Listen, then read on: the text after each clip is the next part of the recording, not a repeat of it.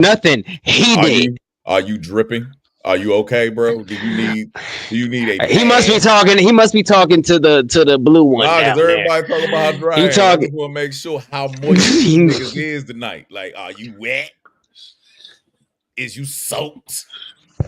Are you having a creaming night? What's going on here? Are you getting your butter churned, motherfucker?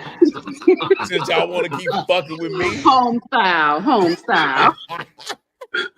country crock face ass. Oh shit! Hey, Zena, you already know what Hey, you can go Zena. to. And you know what? Our tagline should be "Watch with caution." No, don't fuck with me. That's what the fuck I be trying to say. If I am a little down and But out, hold on, that don't mean hold I'm on. dry. You put a But pause after that shit, that statement that if you made, bruh. if you notice, quick duck the question when you asked him how wet is he? Is you moist? Because you called me dry, so we gotta have a comparison now. Now we have a barometer. What's wet and what's not? Since I'm the driest Phoenix, nigga. Phoenix got shit to say. explain to him the parameters, because he doesn't know. I mean, Nope, He we already ain't. know the Nope, nope, parameters. He nope. don't need no Hey, Phoenix, mute explanation. yourself. Nope.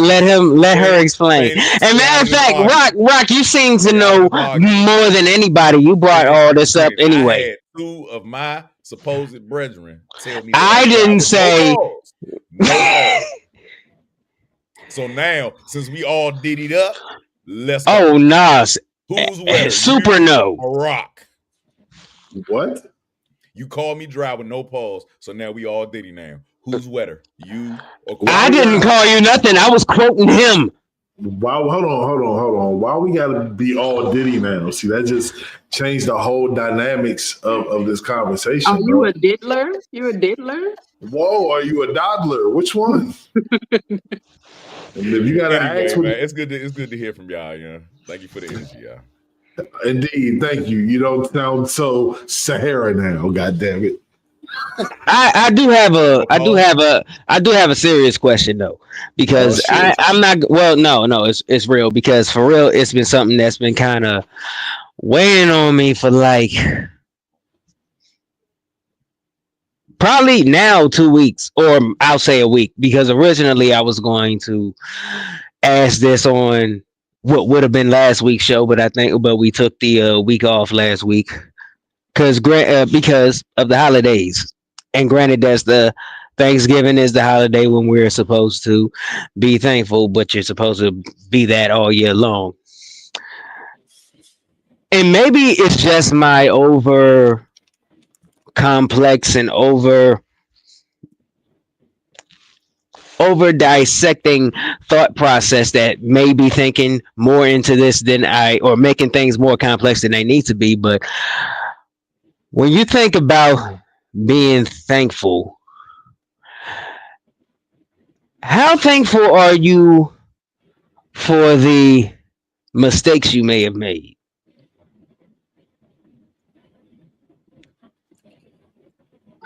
I like that question. I mean, they everything. Either you learn from it or you don't. I mean, mistakes are the true kick in the ass. But when you let who you are get out of control, it's the first mistake that we make as human beings. It's all ego driven.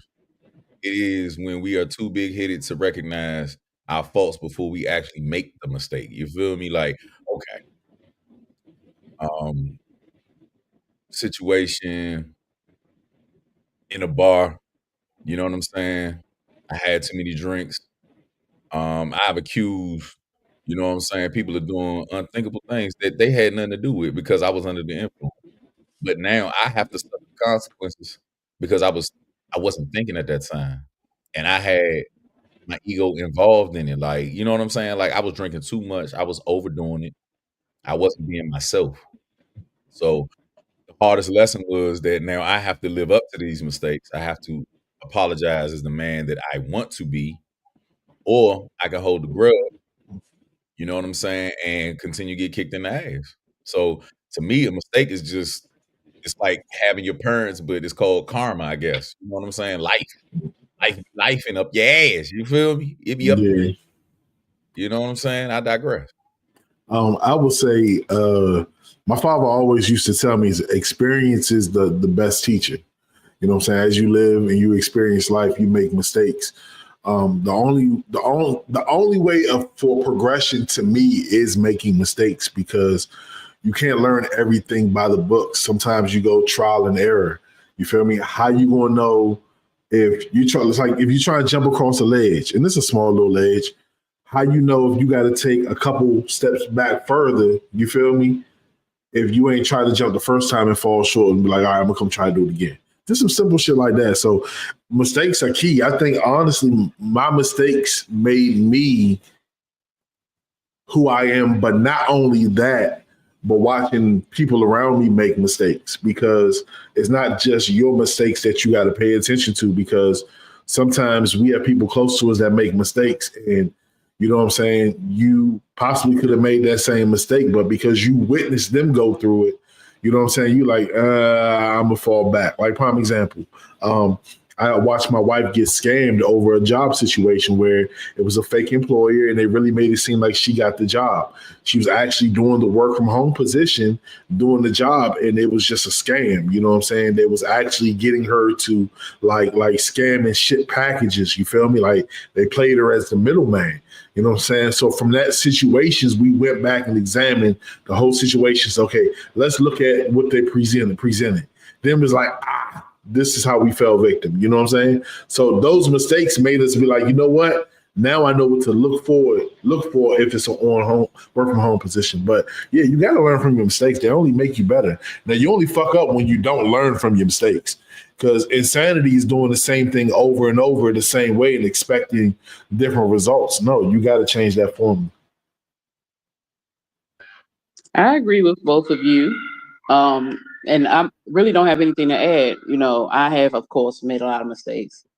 And if I didn't learn from them, I've even repeated some of those lessons because I was either too stubborn to pay attention to what the lesson was or oblivious because I just wasn't paying attention. But yeah, I agree. Um, Mistakes are made to be learned from. Everything is a teacher. Everything is a teacher. You just have to be a willing student. Hmm. Agreed upon, agreed upon, and I mean, there's really nothing else to say. You all said it. So what really made that cross my mind is when we go around the table, or when most people go around the table at Thanksgiving, they say what they're thankful for.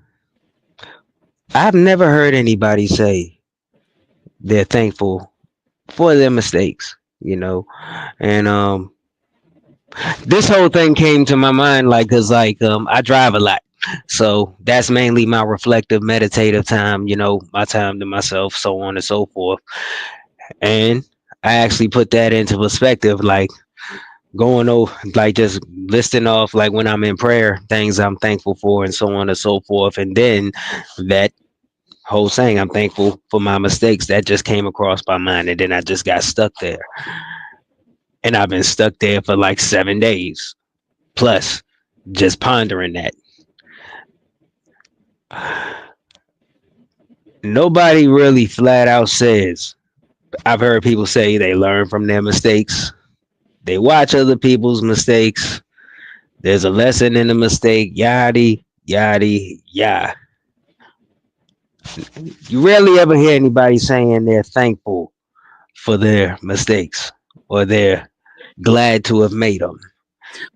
Well, it takes maturation, and when you sit and actually observe, and that's actually when I pray or when I have prayed, I do think for my lessons. I'm grateful for my lessons. I'm grateful for my experience. I'm grateful for all these things because if I had not went through those things or done those things, I wouldn't be who I am today. I wouldn't be as patient as I am today. I wouldn't be as understanding. I wouldn't be able to listen. I wouldn't know how to pause before I go off because I used to have a bad anger problem. And it was because I was in pain, I was hurt. But I had to learn how to deal with that anger. If I did not learn that, I would take that on y'all, I would take that out on my children and those I deal with. I am very grateful. And when I pray, I do thank. I'm thankful for those lessons. I'm thankful for being able to grow from those lessons and grow from those mistakes and grow from those experiences, and even dealing with y'all, things I learned from y'all. I'm thankful for that too. So, it takes time to see that those experiences make you who you are or help groom you into being better parts of yourself. You have to Who want to in the deal with it. fuck in their left mind is grateful for a mistake? You know what mistake I made? Oh I shit, got here we I go. got caught jerking off by my mama, nigga. Hey, I bet you learned to lock the door though. I couldn't lock the door, nigga. I learned to not jerk off. So that's why you're so angry. You got to use a backup. Well, I mean, is that really considered a mistake because you meant to do it, and then afterwards you did it again? You just didn't get caught. Still a mistake. And that's the and that He he learned said from it and quick. watch this, and That's watch what this, and that watch he this, learned and from. watch this. He just said something very fucking pivotal. Just because you make a mistake don't mean you learn from it, right? So that just means that you become a better either criminal and or sneakier person, right? So it Hmm. doesn't necessarily mean that you learn from them. The thing is that I'm not gonna thank my past for me being an asshole, or for me being a dickhead, or for me purposefully taking things out on people and or embarrassing people just because it was me acting up. So if we're talking about personality mistakes, nigga, that's on you. That's on us. You feel me? Our flaws are genetic things that sometimes we can't help, but I'm not gonna thank God for that shit. You feel me? Because I'm getting called a bully, a dickhead, everything under the underneath the sun. Now, our personality traits that we either are born with or we earn over time because we go through hardships. I'm not thanking nobody for that shit. Once I become a full-fledged adult and I still make these fucking mistakes, right? Of trusting that, and the other, trusting myself sometimes. You know what I'm saying? Like, those are the things that you take responsibility for. Those are the things that God or whatever you believe in, karma can teach you. But to thank for my mistakes, man, fuck all that, bruh. No, not the mistake that you chose to make. The lessons from those mistakes. I'm not You thankful you for know it. I'm not thankful for it. No, he said specifically, are All we right. do we ever thank ourselves for the mistakes? If he said, are we thankful for the lessons that we learn from our mistakes? That's a different question. Well, that's the thing. It's open. It's I was open for. clarifying from myself, not for you. Well, I'll say this for more context. When you there's a reason why I said it that way because I wanted to see where your minds went.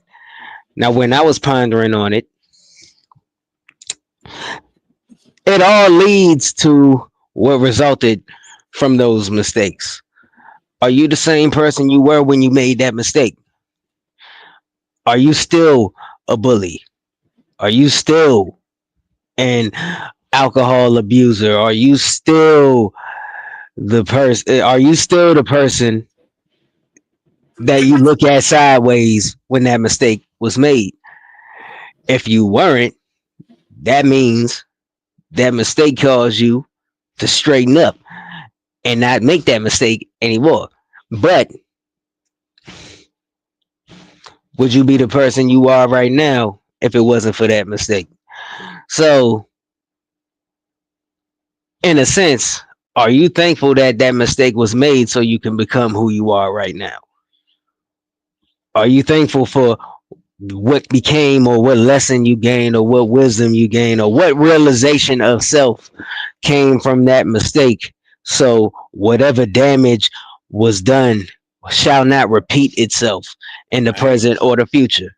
I ain't grateful for no mistake I ever made, bro. Now, the life lessons that I got from my fucking fuck ups, I it happened. Like, and beating yourself up about what you did to yourself or to other people around you will hold you back. It will cripple you. It will fucking cripple you. But not acknowledging them too will push everybody away and you'll still remain the same. So acknowledging the fact that, okay, I fucked up. I fucked up on this. And then everybody leaves you alone for a year. Nobody likes you for months. days, weeks. You're dealing with court dates. I've done that. I've done that a million times, bro. Like I've been scathed, and I have taught myself a lot of lessons. Um, I'm not grateful for none of those shits. If I had just sh- not let my ego take a hold of me and think that I had to be somebody else, I would have never had to deal with that shit. So no, I'm not grateful for none of those fucking lessons. Like I'm not. Honestly, I'm not. A lot of time, money, and effort went into my life and just trying to recover and be the best person that I could be. I don't like it. I don't see that shit as anything great. Life lessons now, if I'm being a great human being and I figure out that a person ain't who they are, if I figure out that this situation ain't for me and I don't take heed to it,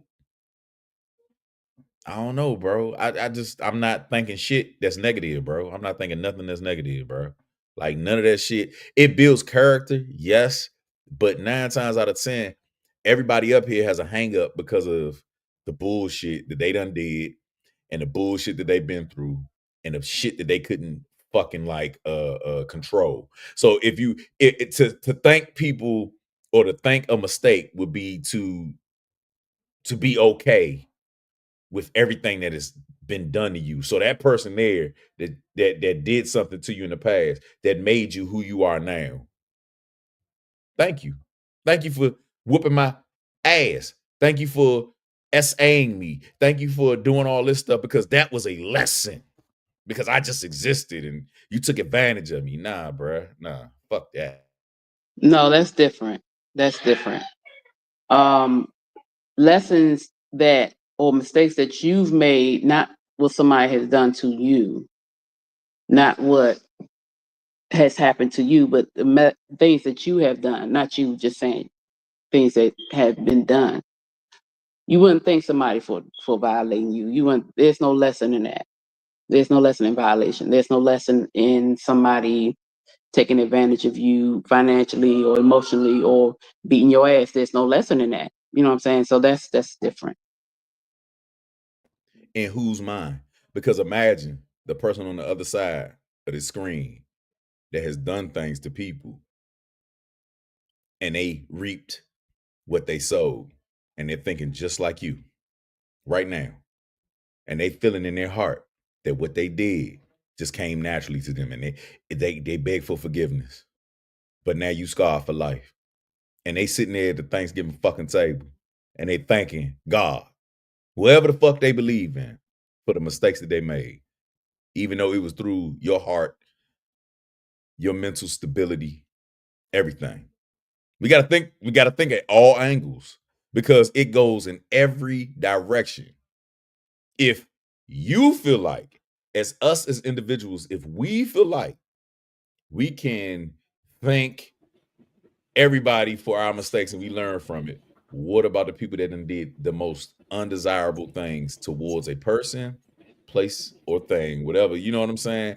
And Well, violated people, violated, done unthinkable things.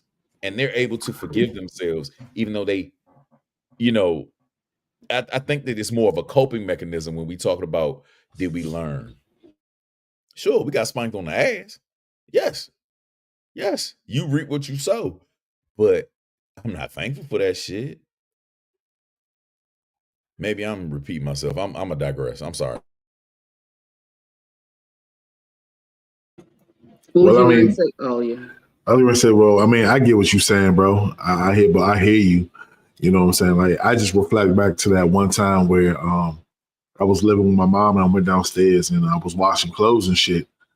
And I had made a mistake of eating too much chili and I didn't go to the bathroom before I went downstairs.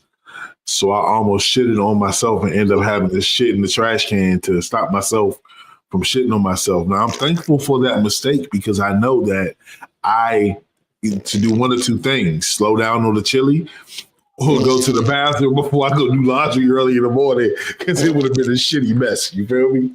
So Why do we have sound effects? because it was real. It was real. It was Where did the love. sound effects even come from?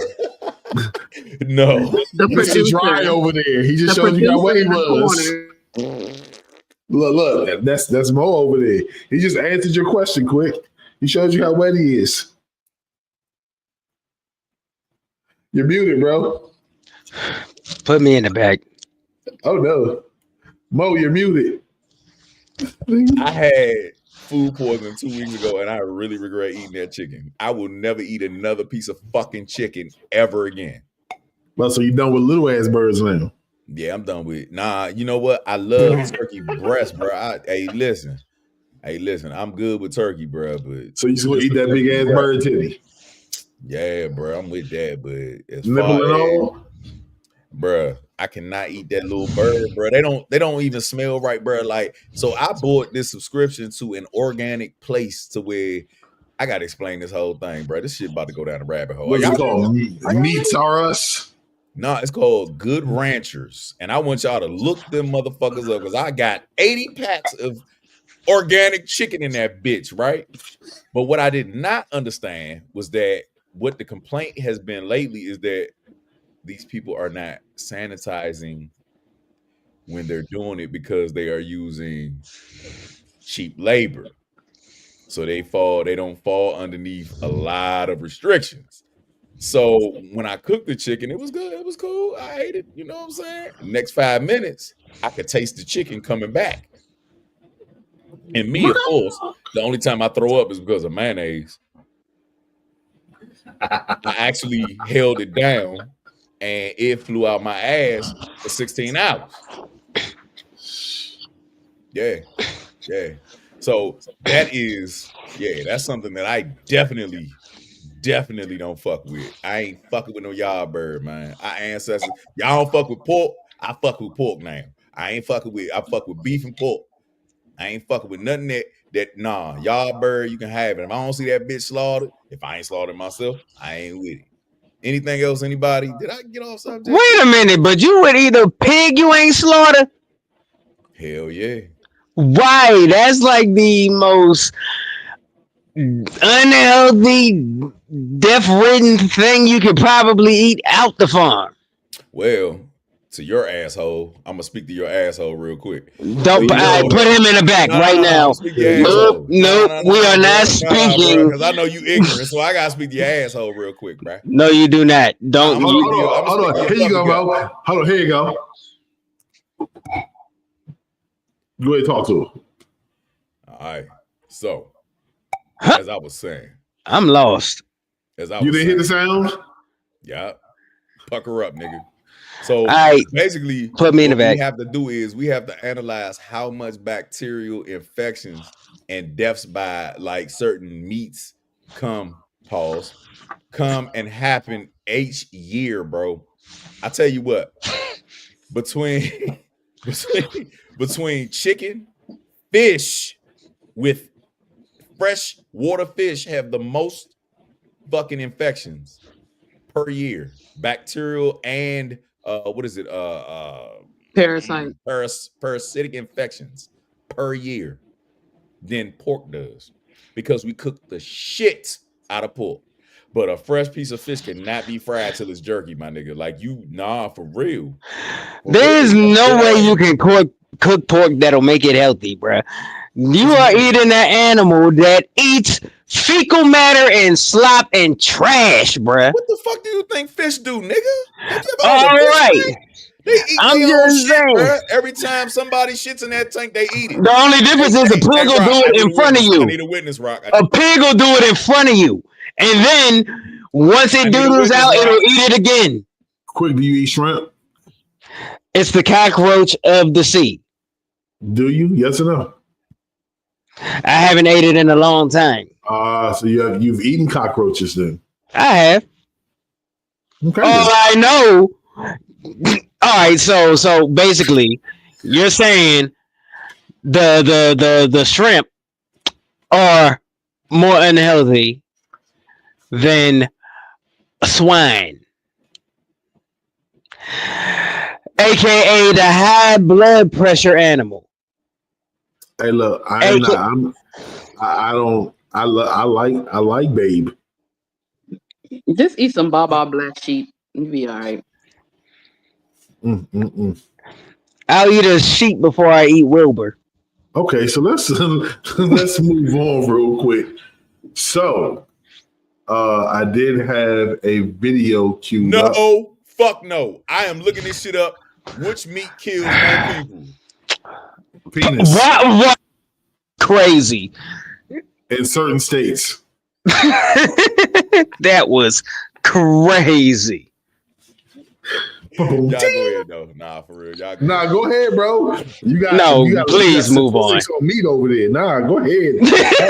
All right, come on, y'all. Y'all killing me right now. Here goes Mo with today's meat stats. Nah, go ahead. Absolutely not. No, we'll come back to it. I have the stats ready when we're done. Go ahead. Switch subjects. No, bro. I do not want to come back to the stats. Nah, keep it moving. Keep it moving. Go ahead. I don't. I forgot what we were going to talk about. He crashing out like his favorite rapper is. Who you talking about? Me? One of y'all. Oh, so watch this. Can I share my screen? Can I share my screen? He said that we crashing out like Drake because we. Wait a minute! I didn't say nobody's name. You assume. Hold on, wait a minute. Did you hear this? He said we crashing out like Drake. Did I say Drake? Did I say Drake? Let me tell you something, bro. This just goes further to prove that Quick has a problem with light-skinned people. Absolutely not. He definitely hates me. I'm a Prince fan. I don't like Mo, but like I like the rest of them. That's fucked up. It's all good. Wow. I personally think in the coalition, John Legend should take Mo's spot. Hey, stamp this though. Stamp this. Stamp this. Hold on, y'all. Wild game meat is more likely to kill people by parasites than pork, but both can be a source of infection, right? It's a whole list, but pork is not at the top of it. So if you eat deer, if you eat bear, if you eat duck, if you eat geese, if you eat fucking wild caught salmon, that's wild game. Boom. You in trouble, bro. Like you say wolf, seal, and walrus. There you go. Now that's different, right? So if we go to fish, what's at the top? Pescado, wild game meat is more likely to kill people by parasites than pork, but both can be sources of infection. Everything that we fucking eat is a source of infection, but fish, of course, fish are more infectious than anything because every fish eats either other fish that are infected that are bottom feeders, and or you have to. That's why I only really like fried fish, and if I bake fish, it's baked to death. Like it's damn near jerky when I eat that motherfucker. So where's chicken on this list? Hold on, bro. Because technically that's not wild. Like a pig I is said wild. which meat. I didn't say which poultry. Okay. And chicken meat, like geese, is poultry, bruh. Hold on now. Make sure I'm spelling this right. Poultry. Oh shit, double T's. Because Rock want to talk about Drake. So finish this up. We're gonna put this in the back because we don't want your mistakes of your please. He's thankful for this one. Why? Because I did a double T, nigga. I fat fingered the motherfucker. I have that problem all the time, bro. Like when my finger's fat, bro. Like he's thankful for that one. Double whammy. You feel me? Hey, I ain't heard a woman complain yet. Yeah.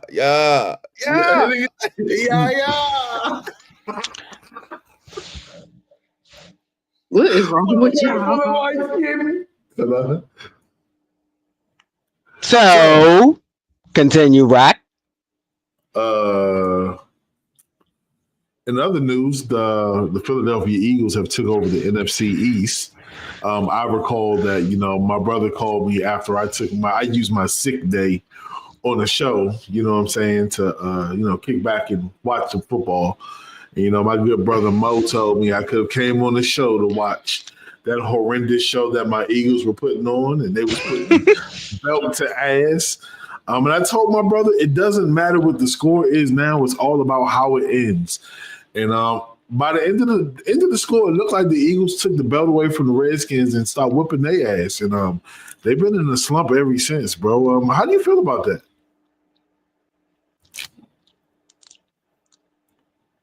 Drake still lost. You talking to me? No. See, this is the kicker. This is the kicker right here. I only did that to make your panties be in a bunch, motherfucker. Like, I don't really care about football. I'm a basketball player by heart. Guess what, bro? So, when you tried that, let me tell you a secret. I wasn't wearing any. You wear panties, Rob? Both of y'all go in the back. Not at all. Oh, okay. Hey, bro. You ain't said no Diddy or pause one time tonight, bro. What is going on with you? Wait a minute. Why? Wait. We talking about why do I have to say no Diddy when I said I wasn't wearing no panties? I don't wear panties, so that means I wasn't wearing any. What's wrong with that? You don't whisper that to another man. You don't whisper it. You don't whisper that like you're whispering it in his ear virtually. Like, stop it. This is Mo that you're talking to. You got to go far above and beyond to get a reaction out of this nigga. This nigga do not want a grown man whispering in his ear. We're men. We don't want another man's beard or mustache tickling our ear. All right, stop. This is crazy work. And our voice is tickling. No, bro. That's nasty work. I was on a rampage. I go on a fucking rampage out this bitch. You feel me? Oh, Rock, I got something to tell you. What's that? I got to take my headphones off first and move it over here. Can y'all still hear me? Yeah. Good. Mustard!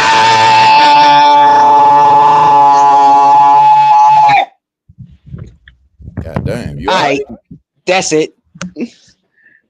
He was trying to cover up a fart. We know the truth. Yeah, we know what time it was. That just was like, but somebody got to do it. You proud? Hold on, I just want to say, are you proud? Extremely. You're proud? Let me guess. Because I just wanted a reason to do it. Because I've been playing just that part of that song for the longest time. It's because it's funny. It's low key my favorite part of that record. That's sad. Because it's no. Because I felt it was funny. The whole record is dope, but like shit. That and like I said, the fact that I found some humor in it is dope. That's cool. Yeah. The album was pretty dope. It was cool. It was a 6 out of 12. 6 out of the songs of John Crank stood out to me. The other half was maybe I got to listen to it a little bit more, but it doesn't have very much replay value to me. You know? Yeah. It was cool. I personally liked the album. It was different. To me, his best album. My personal favorite is Section 80 because that's the album that made me a fan of Kendrick. And then Damn Front to Back was just, but yeah, in my opinion, he's basically trying to find like a medium between it wasn't as complex as his other works, you know. Did you just blow a kiss? I thought he did. Yeah. Like Magnifico, I'm Italian today. So the fact that you use a nigga, and I don't mean that in no nice way. Bro, this is different, bro. Stop it. Bro. That's a subliminal message to a man. Bro, I'm doing it to a piece of art, bro. Nigga. Gangsters do that shit when food is good. They don't do it when a nigga's good. Well, the consumption. All right, super pause. I'm talking about the consumption and of the art. Whoa. Okay. Consumption. I see, and this is the wrong, because for one, these dudes have questionable imaginations. All that pause-worthy stuff y'all were doing at the beginning of the show, talking about wetness and dryness and meats and stuff. I'm talking about a creative piece of art that is music, and now y'all up in arms just because your man's suing now. So wait. I'm just saying. You had a great song. Hold on. I guess just around to the back, and I gotta say this real quick. I'm gonna stir some shit up. You want to know something quick? We didn't say nothing about that. I didn't say nothing about Drake neither. You brought it up. Nah, but see, you the way you did it was subliminal. It's kind of like the baby mother that's mad, but that's gonna say something, but that's not gonna say something, but say something. It's like you pick the argument, bro. Like we know Kendrick dropped the project. We know that jump was average. It was at best. You know what I'm saying? Like it's cool. We know Drake looks bad by suing. You know what I'm saying? We know that. We know that. But the fact remains is quick that he leaves, and I'm gonna say it because when he watches the show, he's gonna come back. You are not light skin friendly. I really think that you really like Drake. You may have even wrote him and he didn't write you back. I tell you what, I'm going to reach out to Champagne Poppy for you, and I'm going to pin a letter quick, and it's going to say, "Dear Drake." Champagne Poppy is his Instagram name, Weezy. No homo. I know. It's going to say, "Dear Drake." I didn't hear nothing you said, by the way. I had to come out to get my sign. Trust me, you have to go watch the replay for this one because there's some shit on there for you. Well, all I. Hold on, let me finish. What is it? The letter on behalf of you is going to say, "Dear Drake. My name is Taylor Mayrock, 1/5 of the greatest show, the No Filter Show. Okay. I'm writing you on behalf of my good friend Quick. Quick likes you so much that he does not like you at all." Wait, Quick. No. Then I'm gonna write one to K Dot. I'm gonna write one to K Dot and say that you think that was a 5-star album.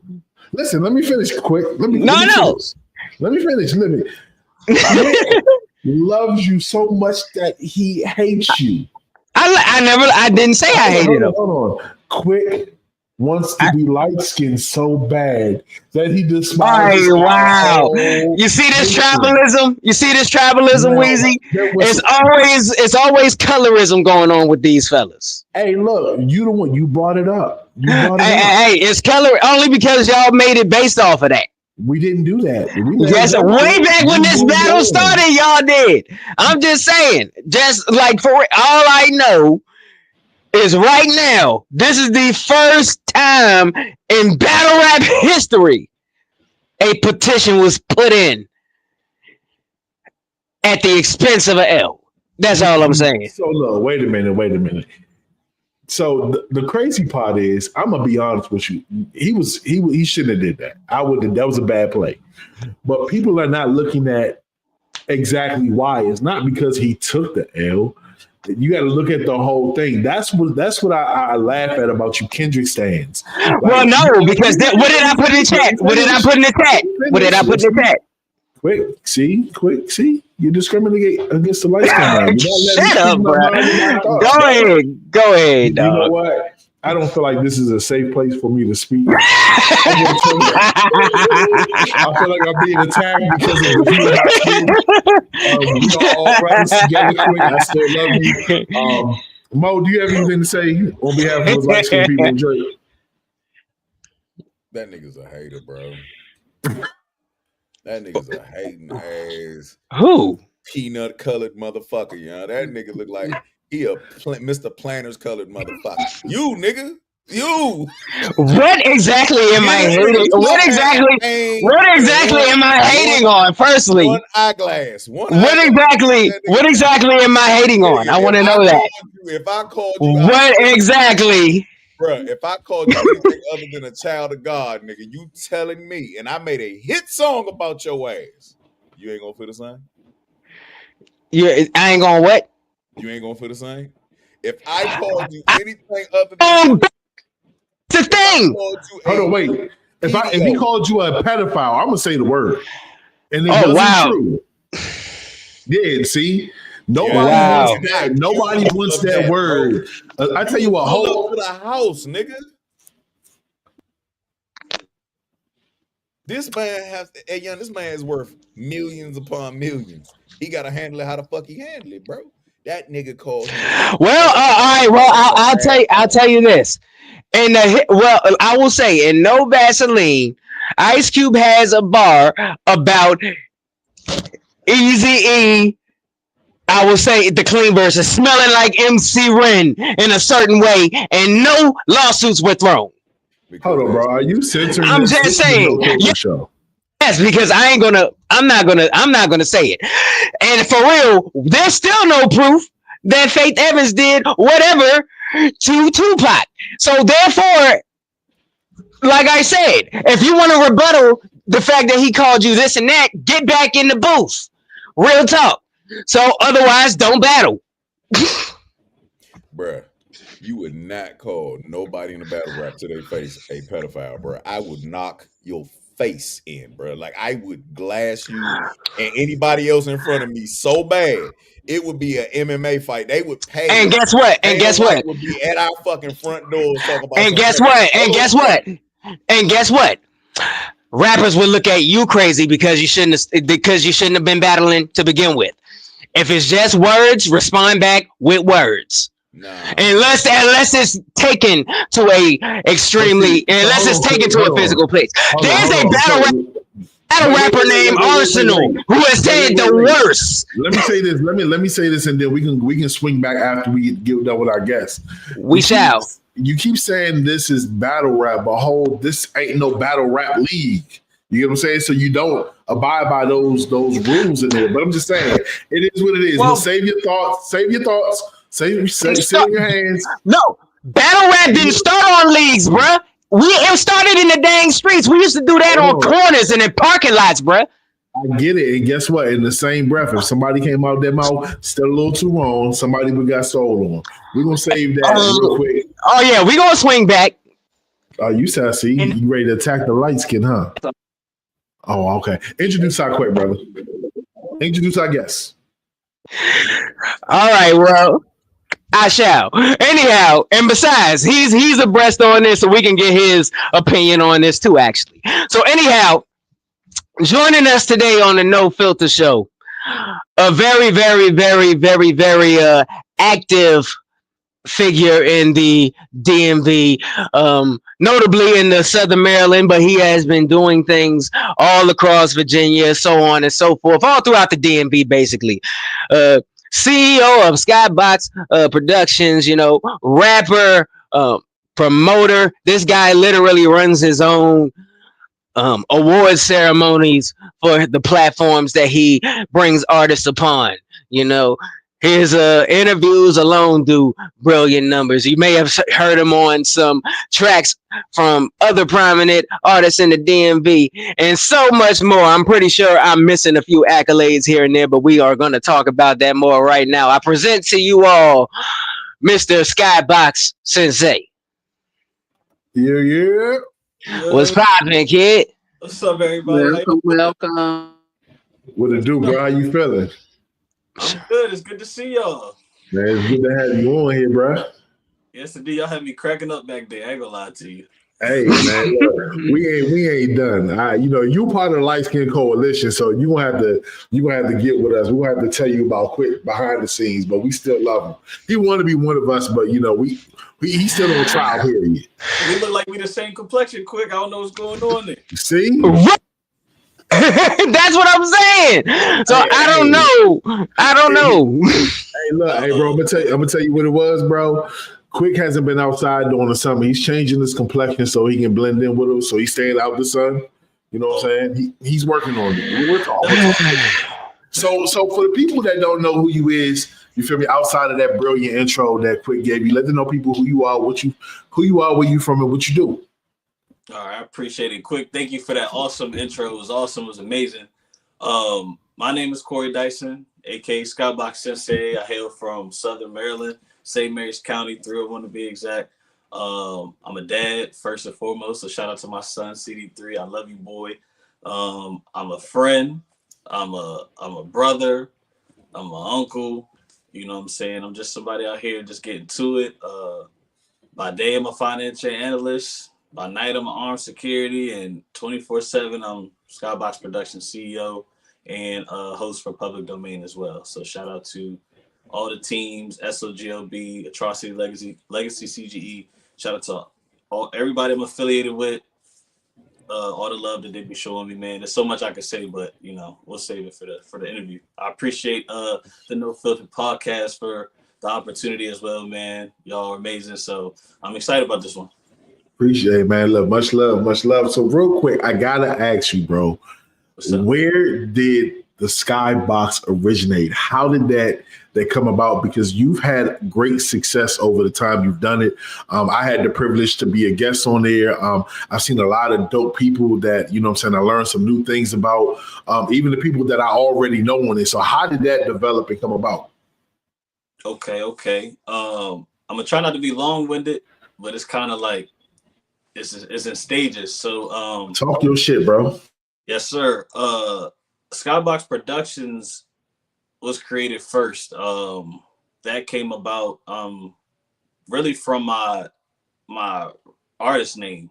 Because I haven't done music in a long time, but um I was fighting with the name because I went by Prince at first because I'm like I try to change like the narrative between everybody saying young niggas and all this. I was like, nah, I hold myself up to like royalty for real. So it's like I said, but Prince sound like kiddish. You know what I'm saying? It sounded like a little childish, a teeny bit.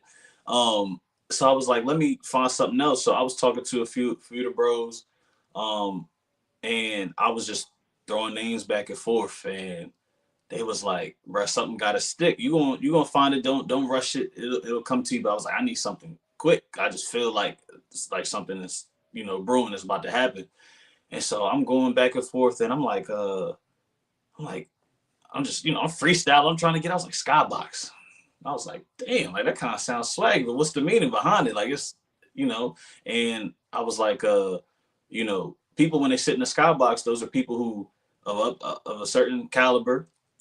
They've either been in the game, they are still in the game, they coach the game, they're in the business of the game, and they're still learning and watching the game on the field.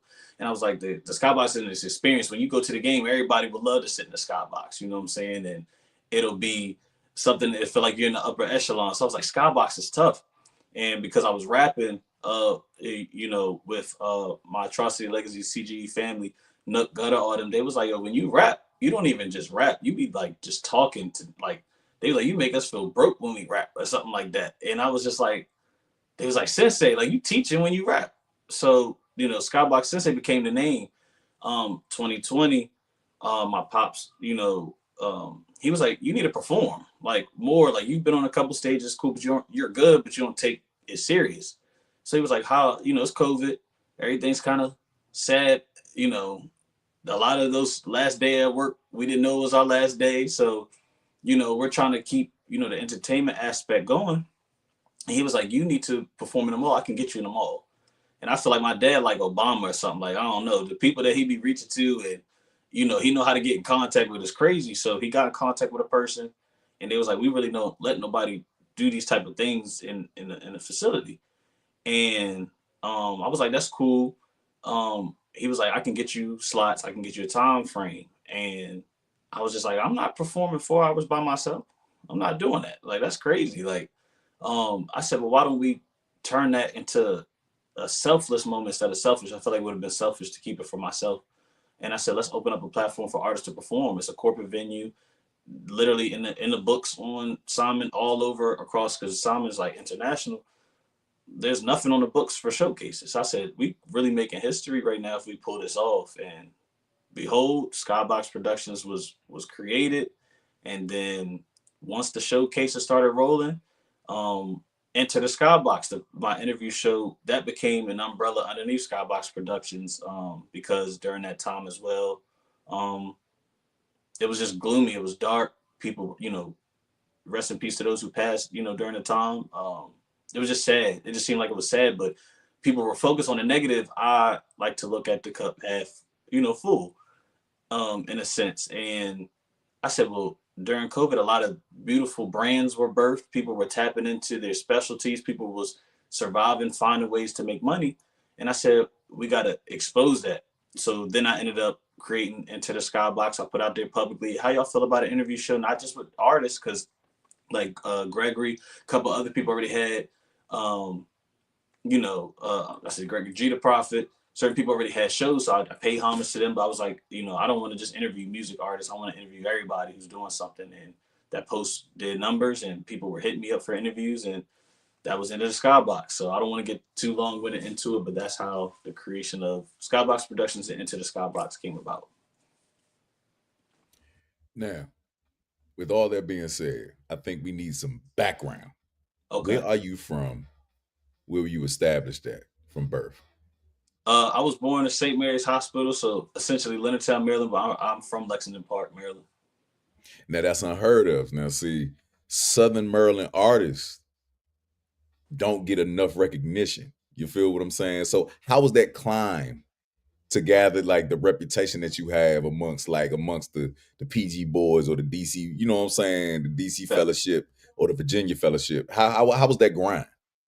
um, I'm for me, it's not hard because I'm a very likable person. My mom always said we go anywhere. I've traveled to different states, different, I've stepped foot on foreign soil. It does not hard for me to blend in, even though I still stand out in a sense, but it's not hard for me to just to mingle and talk. I love to communicate. I'm very extroverted, but I also have like an older soul, like a lot of wisdom with me. So I just know how to move, and I can't even tell you, like I know people in so many different places. I can't even tell you how I met them. I don't remember where I met them at. It's just, going in with an aura where I feel like I'm gonna be myself, and it's either you accept my energy or you don't.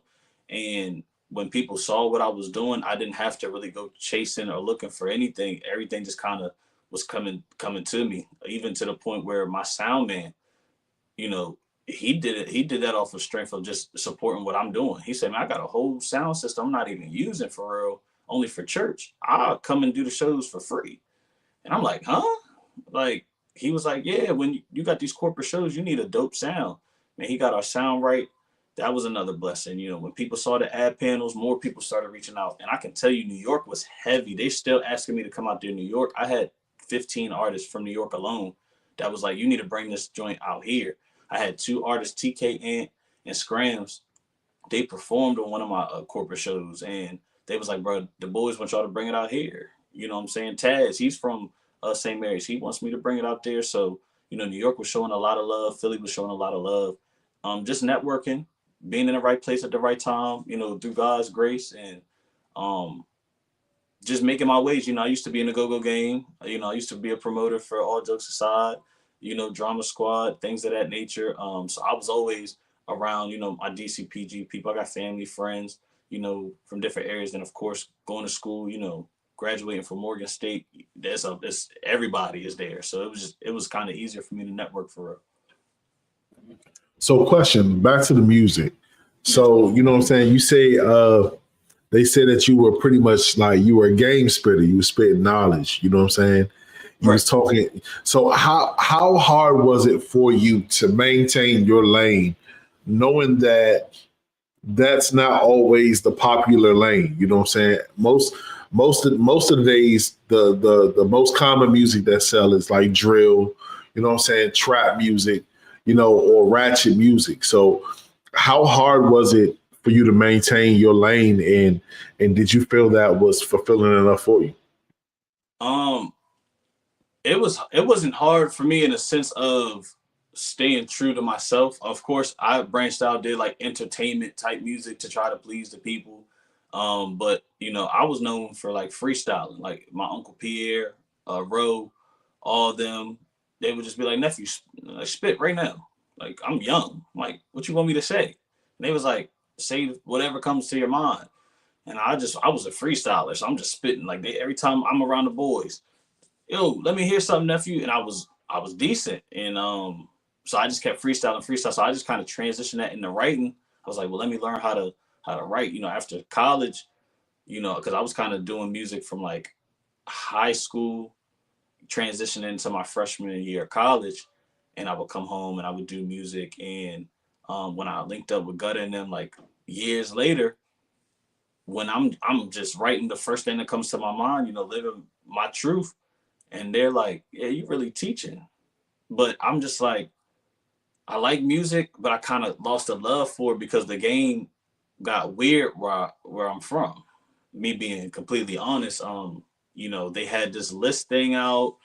People was upset that I was making a list. You ain't even been out that long. How is he on there? He ain't rapping about this, that, and the third. And I could tell a lot of people weren't even listening to the music. So my last song I think I did actually put out was called Sus, and I addressed everything in there, and that blew up, and that did decent amount of numbers, and I was just like, I'm done, like for right now, like I'm over it, you know.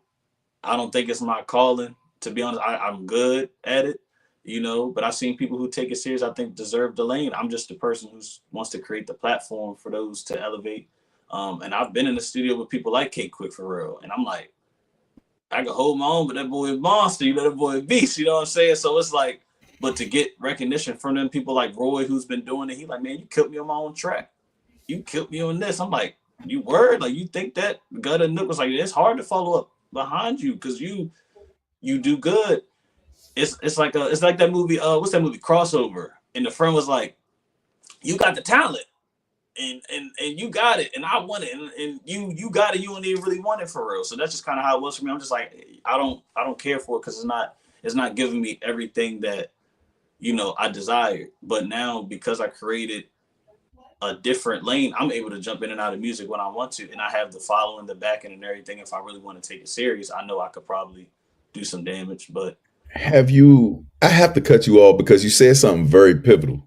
yes, sir. Because I'm not a rapper. I'm an interviewer, like I'm a journalist, right? Right. But from what I've seen in the rap game and from my experience of being around rappers, being introduced to this culture, right? Is that how do people handle you killing them on their own track? Have you ever ran into a problem where people won't put out the music or they will, mute you basically, or they feel intimidated by you? Have you ever ran into that? I had a couple instances where the song, don't know where the song's at, don't know what happened to it, nobody reached back out, heard some whispers, and I'm just like, cool. So I have ran into it, but a lot of the time, like, and that's why I always shout Roy out, not to brag and boast, but he was one of the honest people outside of like Nook, Gutter, all the people that I've done music with. CJ the Kid, like they'll tell me, bro, you push my pen to the max, and they like and they don't even feel like you even trying. And I'm like, nah, I just wrote this in like 5 minutes, 10 minutes, you know what I'm saying, 15 minutes, like, where they was like, bro, like Roy's really the boldest person that told me, bro, like, I love my project, but you killed me on this joint, bro. He said, I got to get you back for it. And we never got to link back up in the studio again just because I really kind of fell out of music. But, a lot of people show me love if they feel like I killed him or I kept up with him, per se. But there has been a couple instances where, people didn't reach out after that feature was sent. And I've had DMV artists, like I was working with DMV artists before, I was really linking with my local artists. Like I've did a song with Long Money Keys, from BG and DC, and I paid certain artists. I forgot one of the artist name. He took the money and dipped. He never even did the verse. You know what I'm saying? So, it's a lot of lessons and stuff in that. But I definitely came across it. Go ahead, quick. My bad. So yeah, it's fun. It's funny you actually mentioned it because funny little story to piggyback off of what he just said. I personally met him for the first time when he came to my studio back when you had dreads and all that stuff. He was actually laying down a feature for this it was actually a session for another artist who I was engineering for, and that's when I first heard him. And he was matter of fact, I remember y'all were rapping on the Uchi Wally on that joint. Yes. And you definitely snapped on there. You kind of had like a fab type of flow to you. And that's when I first met him personally, but I actually found out, and I'm going somewhere with this. I actually found out that I seen you before then, but I didn't know it until I saw some pictures that I was tagged in. So years before, it might have been like 2015 or something like that. I went to this event that a friend of mine was performing at, and they were doing spoken word. And I noticed in one of the pictures you were in it. And after putting the pieces together, I noticed one of the poets, and I remember her distinctly because she got a monster pen. Like she low key should be rapping herself. Do you so do you feel like that's kind of run in the family there? That's kind of where you get your pen game from a little bit. Oh, she'll tell you that. She'll take full credit for that. Um, my mom is the forerunner for all this. Like Mm. like me being 100%. I've been doing production and stuff for a long time. Like my mom is an author. My mom is a poet. My mom is a motivational speaker. She put on conferences where it's like hundreds of people. You know, she's the forerunner for all this. I was her cameraman. I was her uh assistant. You know, I was dancing on her platforms. You know what I'm saying? Pushing her. Like she's an author. She has 2 books out, working on a third. Wow. You know, she's been touring. She was on national TV. New York people in New York wanted her on the billboards and in the magazines and all that. Like my mom really like the person. Without Euphonia 7, there is no Skybox. Like for real. Like that's Mm. 100%. Like she got me into poetry and writing and all that. And of course, it's in my family. Like Grind, my cousin, does music. Pierre, he was doing music. Nook, they, you know, saying I got my bloodline is full of like writers and talented individuals. So it was only right I picked up the torch where she left off and created Skybox Productions. And it's funny because she's under my umbrella. She told me you got the following. I don't. So I want to be under you. And she was getting bookings for me. And then she transitioned to you know, owning her own like 2 suites. You know what I'm saying? Doing Nice. so, you know, I always credit Ma Dukes. Like she my queen. That's what I call her on a daily basis. Queen. Like she's the forerunner for all this. That's dope. Now humor me and tell me that you caught her rapping like writing to some beats or something, bruh. Come on. So I can honestly say she hasn't, but I will tell you this: when she hear me, right, this is her way. Like, yeah, she let me know who's in charge. What they say, hustle for? I'm in charge. Got this shit like, boy, you lucky I don't rap because I give you a run for your money. And I'm like, Ooh. so I challenge her. You know me, I like a good challenge. I'm like, what you want to hop in a booth? Like, but you want to hop in there? And she be like, boy, you better leave me alone because she said the words that I'm gonna come up with. And I ain't gonna lie, when it comes to that vocabulary, like she like the human dictionary. I'm not for her. That's lit. I'm not. That's lit. She might use a word. I might use astronomical. She might come up with another word I didn't even know was in the. I don't have time for that. Okay, so I got a question for you.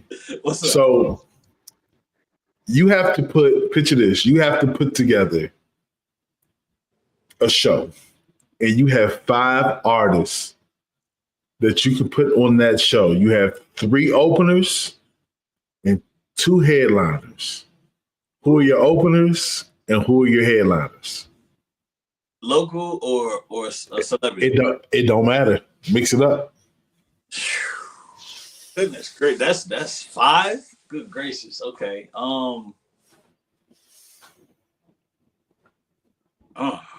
Give him a time frame. Give him a time frame. You a promoter. I'm pretty sure you used to this. You only have how many hours? Hey, look, what's the going average? You got 5 artists. How you gonna do it? Nah, just give him his 5. 3 openers and 2 headliners. This is interesting. Okay, if I had to really so I'm not gonna lie to you. So my 3 openers, music wise, I would definitely put NOOK on there. Okay, good pick. I would put Mark Allen. Okay. Summer Solo. All them will be my openers. I feel like energy wise, I feel like they're gonna bring the energy. I feel like they're gonna set the tone. It's gonna be hard to follow up after those 3. If I had to do boom, boom, boom, back to back, they're spanking. You know what I'm saying? They definitely spanking. Then if I had to pick 2 headliners, I'm not gonna lie to you. And I hope this don't start nothing. And the Dead or Alive? Dead or Alive. Oh, man. So Michael Jackson is my headliner for sure. Let's go. Hey up, man. Which Let's one? go. Which Michael though? Michael Jackson. No.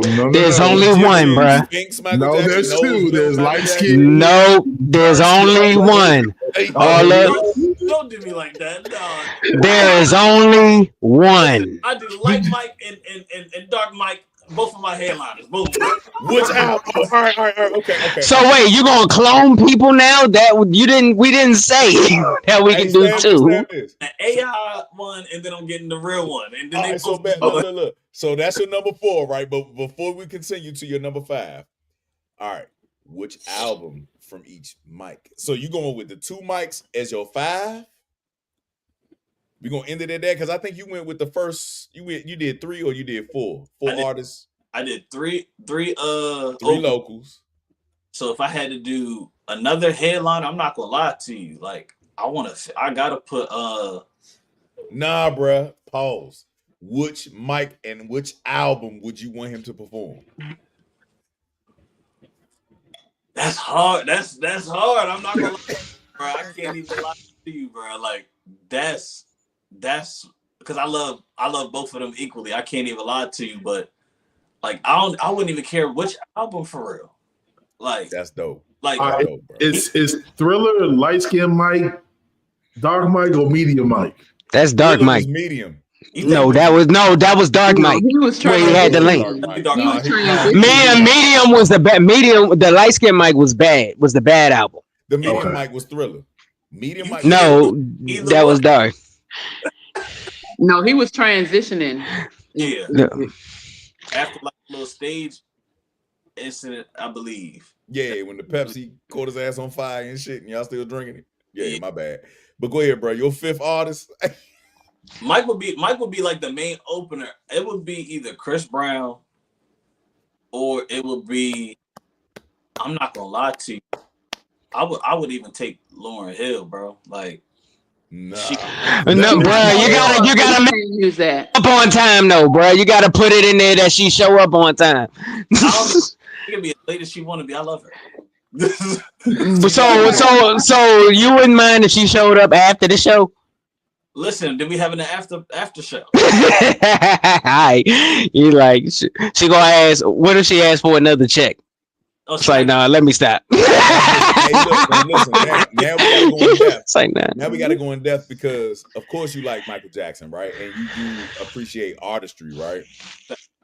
What made you pick Chris Brown and Lauryn? I understand Lauryn Hill; she's an artist, period. But Chris Brown, with all the scrutiny and all the accusations that he's been through, what makes him so special that you would pick him, period, or put him on that list?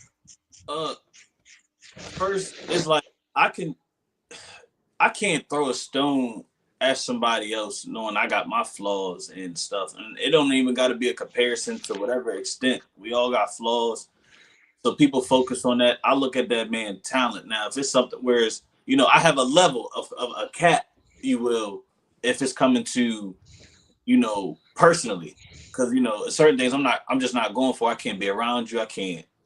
But if we just talk about straight talent, like, his talent undeniable. His numbers is undeniable. Like Chris has, like to even be compared to Mike is something where, in his answer to being compared to Mike is what makes me choose Chris Brown. He's like, I'm like, thank y'all, but I'm nowhere near that man. He's the reason why I do what I do. Chris Brown is flipping on beats. On beat, he's doing a flip midair and landing on the beat. Chris Brown's going to sing to you, and then Chris Brown is not lackluster. He's giving you a full show from start to finish. He's a bucket. I went to a show and I'm just like, I took myself to the show by myself. I'm sitting there just watching this man, and I'm like, everybody else screaming, they yelling. Of course, it's Chris Brown. I'm sitting there just watching the artist. I'm watching the production. I'm watching how he's maneuvering. This man just popping up in the smoke, and he up on you, and I want to just get on the stage and party with her. I'm like, what's going on with you? Like, what's up? Like, you just flip like that? You crumping now? Like, may I ask you a question? May I ask you a serious and God honest question? What's popping? If Chris Brown came to you and he told you that his secret steroid was cocaine, would you do it? And I could dance like Chris? Yeah.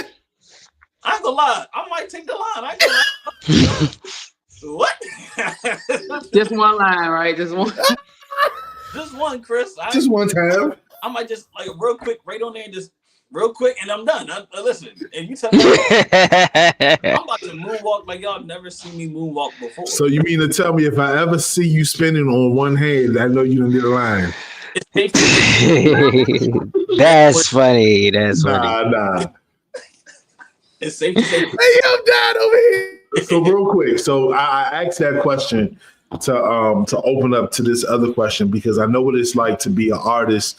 Moving on to the promoter side, so how important is it to you to provide a quality platform for artists to get a fair chance to do their thing? Because we already know it's a lot of janky promoters and a lot of janky situations out here.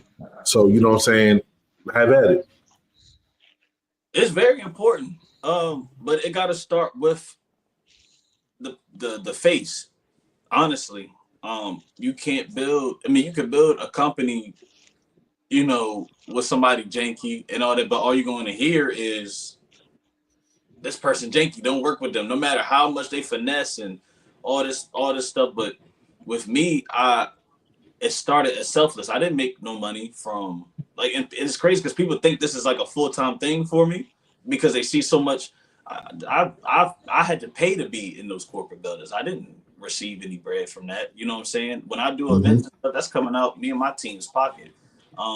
When we gave money, gas giveaways to the community, that was donations and putting out our own money to make sure people had gas and food and things of that nature. A lot of the best stuff we've done is off camera. So it was like people see a genuine hearted person that's just doing it on the strength of the love of the sport, the entertainment sport. Um, it wasn't hard to build it. Like if they see that it's real, then they're going to want to invest in it. And that's why the success came as fast as it did because like when they saw other people were sharing it and like they seeing the footage, they're seeing the product and they're like, bro, like, and I'm on the phone with people late night, 12, they calling me, hey, I gotta check lyrics, I gotta check this, I gotta make sure this contract right, I gotta make sure this policy right, what's going on here, do. They're seeing the process and they like, bro, you really is working for us. Why are you working this hard? Just like with my interview show. I don't get paid for that. That's 156 episodes of me having to sit down, do research, and I'm pulling out files of people that they forgot about. This is y'all life. Y'all forgot about this. I'm pulling this up. That's time and effort. It's because you gotta have a love for it. You gotta have a love for people. You gotta really want to see others succeed. People are scared and insecure in their talent where they're afraid to put somebody else on their shoulders and elevate. I'm not, you know what I'm saying? So I'm always gonna build a solid platform because when they trust in the platform, they're gonna perform and then we both win that day. Now, let me ask you this. On top of you being a promoter, and you say that you do this just for the culture, correct? If I'm correct, right? Yeah. Can you explain to people the losses that you've taken and the mishaps that have come through weather, maybe something fell through, and how people looked at you right after that? I've took some losses for real. I'm not afraid to be transparent. A lot of the shows I struggle to put on, to be honest. Because if y'all only knew, I can't really say because I signed contracts and stuff for that. But if you only knew the amount of money that came across my hand that I put out, a lot of the shows almost didn't happen. You know what I'm saying? I was just like, y'all, like I got people invested. I'm already on the phone with the contractors. My dad on the phone with them. Corporate calling me. You got to send us money by this time. Everything literally costs. If you look at the ad panels, we on that cost. Every detail on the ad panel costs. Just to upload it on the ad panel costs. You know what I'm saying? That little bit right there is a few thousand. You know what I'm saying? The ad panel I can talk about for myself because that's just what I paid to just get the flyer portion done. I can't tell you the amount that it cost me to put it on the ad panel and what it costs to have just a stage there. You got to pay for that. That's in the contract. The slot frame, which day it falls on, everything is a factor. So me taking some losses, like I was broke after some shows. Like, you know what I'm saying? I didn't know how I was about to eat the next day. You know what I'm saying? I didn't know how I was about to do this because I had to make sure that the product was a success. And my team never let me down when it came to they like, bro, we here with you, we got you. The community donated. The artists trusted in me. They secured their slot by paying a certain amount because they understood the vision. So I can honestly say I never really fell before. It's like I tripped and they picked me up. Nigga, you're not going nowhere, bro. Like, because they believed in the vision. So when you have a good leader, not a boss, a leader, I'm gonna go out there with you. I'm in the field with you. I'm pulling with y'all. Like I'm out here showing you how to get it. Um, they never let me fault. That's why the following, that's why the support is the way it is when you see it, because it's things that happen outside of the business where I'm there for every last one of them when they call. I pick up the phone. I'm tired. I'm working multiple jobs, but guess what? I pick up that phone. We had certain conversations. I've been around the friends and family. You really got to build relationships. You don't have to just keep it at business. You can definitely build solid relationships. So I can honestly say I never took a hard loss where it was like, I got to start over. It just rebranded, or it just kept pushing forward, because they look at me like, Corey, you don't even celebrate this show. I'm always thinking about what's next. Like, or we did this, we don't get comfortable. I need we about to get on a Zoom. What's the next meeting? What's the next show? What's the next idea? How do we keep this fresh? What else can we do to promote the community? What is the need? And that's how I operate. And I still operate like that to this day. Okay. So we at the end of the show, but before we go, what you got going on now? What's next for you? In the recent months, I've joined with a group called Public Domain. So shout out to them for allowing me on their platform. So I'm still hosting my own events. But right now, December 14th, we're at Brother Garden in Leonardtown. We're doing a day/night party. Day parties for the kids, kid friendly. After a certain point, I believe after 7, adult 9 o'clock, we start raging. So that's at the Brew. The 20th, we're at the Rex for Ugly Sweater Christmas party. So if you want to come out, have a good time, you can pull up there. I got a separate booking possibly for the 21st. It's not out yet, but I've been reached out to, so we'll see how that goes. 2025, I'm just gonna say, be on the lookout. Of course, the show's still going up. Where you're gonna see us in different venues. You're gonna see a lot of motion where it's coming. Like, we're not staying stagnant. It's elevating. I've already been in talks with certain people, so just don't be surprised if you see us at certain homecomings, certain clubs in DC, certain things where we have to travel. Just know it's going up for sure. Indeed. And not to mention that we still got some talks to do. You might be seeing his face soon on DMV Jams TV, man. We got some big things planned. Yes, indeed. Listen, I'm glad you said it. I can't wait for that opportunity. I'm not gonna lie to you. So, everything is in God's timing. So, I appreciate the opportunity that you've given me, K Quick. You blessing me in the studio at the time. I appreciate y'all even allowing me on the platform to have this conversation with y'all, man. It means a lot to me. Man, look, let me say this, bro. I told you behind the scenes, and I'll tell you on the show. It was a blessing to be on your show, and I have to tell you this in front of everybody. I told you before, that was one of the best interviews I've ever did. Like, this man researched me to the core, like asking me questions that I'm like, how do you know this? You know what I'm saying? So, like, I really appreciate what you do, because we do the same thing, but you know what I'm saying? Like, I really appreciate the time that you took to put into that. It's hard being, I'm speaking from the artist standpoint, it's hard being an artist where people really care about who they interview and not just interviewing them for the name. Because people that book you just for the name, thinking that their buzz or whatever is going to transfer over and not really put much into the interview. You know what I'm saying? Like, I watch you interview and you put the same energy into that every time. You know what I'm saying? And from on behalf of me and everybody that feels the same way, bro, we appreciate you, bro. We appreciate your platform and all the hard work you put into it, bro. And, anything that we can do to support your platform, just let us know. You got my support. I'm sure the team supports you as well, man. And, hopefully in the future, we can do a collision course. We can do a live in person Skybox meets the No Filter in the Skybox. You know what I'm saying? Y'all say go, it's a go. And we break the internet, you know what I'm saying? So before you get up out of here, let them know exactly where they can find you at. Yes, indeed. So y'all can follow me on Facebook, Corey Dyson Jr. Very simple, very plain. Instagram at Skybox Corey. My other Instagram page, Skybox Production. I'm on TikTok, Skybox Corey. I don't really use too much of anything else. A website, www.skyboxproductions.com. And yeah, I believe that's everywhere. Also follow Public Domain ENT on Instagram as well. Follow the tribe. Stay up to date with the parties and things that we're doing, events. Stay up to date with anything Skybox related on all my pages. And yeah, that's where y'all can find me at. I'm here. Okay. And as always, y'all, this is the No Filter Show. We got to sign out what I think. So I think is the youngest in the group. Quick, go ahead and kick us off. Y'all already know these vibes. K Quick, Beats Bars and Faith, so on and so forth. No. Oh, Wait. Now you sound like you're dry. That's not K Quick. Come on.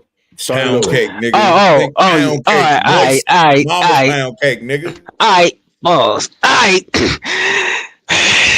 Since it's dry, Oh, you about to get wet, huh? Champagne showers. Male hip hop artist of 2020.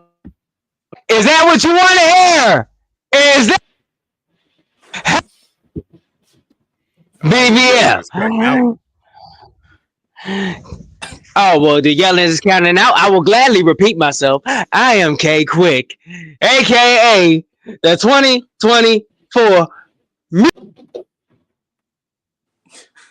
Wrong. We had Well, this thing, I don't bro. care. We put I them in don't the care back. what y'all. I don't care about none of what these. Y'all already know Beats, Bars, and Faith, so on and so forth. And just to test where his tasting is, because I know he likes this kind of stuff. Corey, who's your favorite battle rapper? Ooh, K-Sean. Good choice. Next. Man, of course, it's your man, GIMO, aka non-GMO, man. Thank you, Corey, aka the Sensei. You heard me? Hey, yeah, we out of here. I am the Blue Phoenix. I appreciate you for coming on, Corey, and gracing us with your presence and being vulnerable enough to share with us. Thank you, gentlemen, for taking over the interview. I love listening to y'all ask questions, so She it's was pretty cool. masturbating. I was not. If I was, you would know. Anyway, so I don't laugh at him because he's not. Yeah. If she was doing that, she'd be floating in the air or something. Thank you, Quick. Thank And you. her She glasses does would it be mentally, fogged up. bro. She I does ain't it mad at you. Do mentally. your thing. Like, yeah. Oh shit. Anyway, I really do like sitting back listening to y'all do interviews, so that's why I don't really say much when y'all do them. But thank you guys for tuning in to the No Filter Show. Appreciate y'all for being with us for so many years and just dealing with our crazy and our moments when we're crying and when we're laughing. I just really appreciate y'all and thank y'all so much.